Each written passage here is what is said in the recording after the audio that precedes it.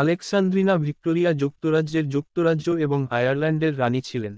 তার শাসনকাল 63 বছর এবং 216 দিন ছিল, যা যে কোনো সময়ের চেয়ে দীর্ঘ ছিল তার পূর্বসূরিদের মধ্যে ভিক্টোরিয়ান যুগের গঠন।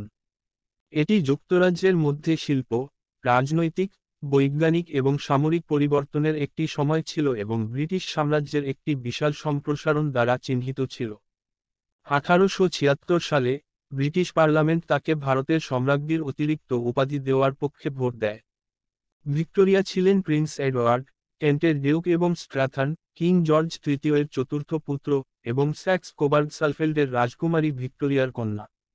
1820 সালে তার পিতা এবং পিতামহের মৃত্যুর পর তিনি তার মা এবং তার নিয়ন্ত্রক জন কনরয়ের ঘনিষ্ঠ তত্ত্বাবধানে বেড়ে ওঠেন।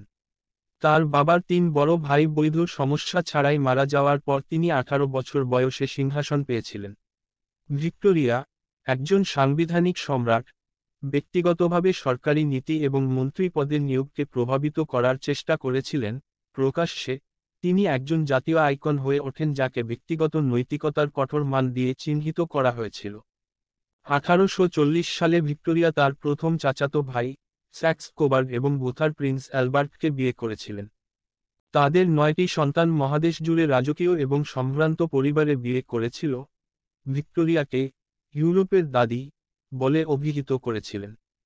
1861 সালে আলবার্টের মৃত্যুর পর ভিক্টোরিয়া গভীর শোকের মধ্যে ডুবে যায় এবং জনসাধারণের উপস্থিতি এড়িয়ে যায়। তার নির্জনতার ফলে ব্রিটিশ প্রজাতন্ত্র সাময়িকভাবে শক্তি অর্জন করে, কিন্তু তার রাজত্বের শেষার্ধে তার জনপ্রিয়তা পুনরুদ্ধার হয়। তার গোল্ডেন এবং ডায়মন্ড জয়ন্তী ছিল জনসাধারণের উদযাপনের সময়। ভিক্টোরিয়া 81 বছর বয়সে আইল অফ উইটের অসবর্ন হাউজে মারা যান। হাউস অফ হ্যানোভারের শেষ ব্রিটিশ রাজা, তিনি স্যাক্স কোবার্গ এবং বোথার হাউসের পুত্র এডওয়ার্ড সপ্তম দ্বারা উত্তরাধিকারী হন। আমার চ্যানেলটি আপনাদের ভালো লাগলে লাইক করবেন, কমেন্ট করবেন এবং নতুন ভিডিও পাওয়ার জন্য চ্যানেলটি সাবস্ক্রাইব করবেন।